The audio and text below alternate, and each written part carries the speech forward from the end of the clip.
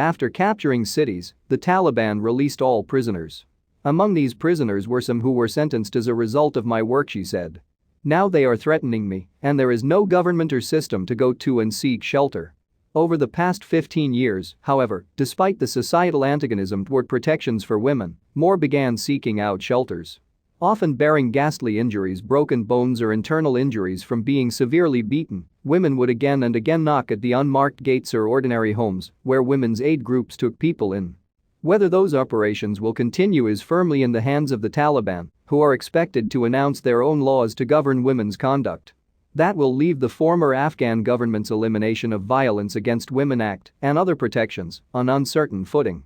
For now, Taliban officials have offered assurances that women would be allowed to work and in some cases travel without a male relative's escort as allowed for under Shariah or Islamic law.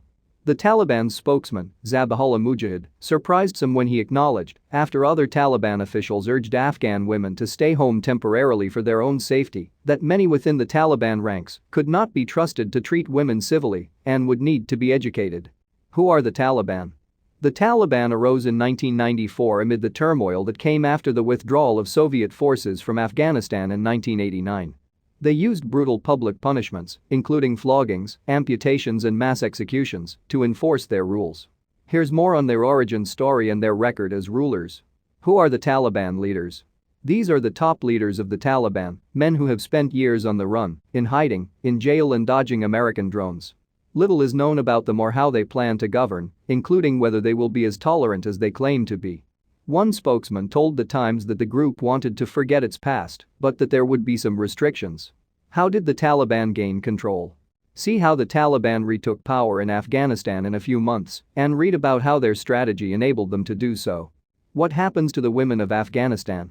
The last time the Taliban were in power, they barred women and girls from taking most jobs or going to school. Afghan women have made many gains since the Taliban were toppled, but now they fear that ground may be lost. Taliban officials are trying to reassure women that things will be different, but there are signs that, at least in some areas, they have begun to reimpose the old order. What does their victory mean for terrorist groups?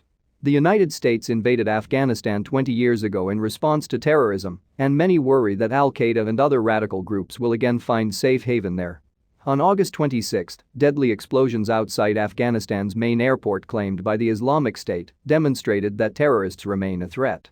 How will this affect future U.S. policy in the region?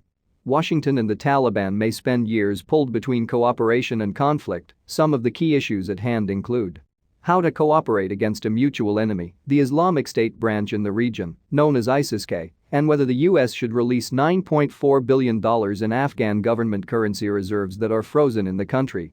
But the Taliban made similar statements after taking control of the capital and most of the country in 1996.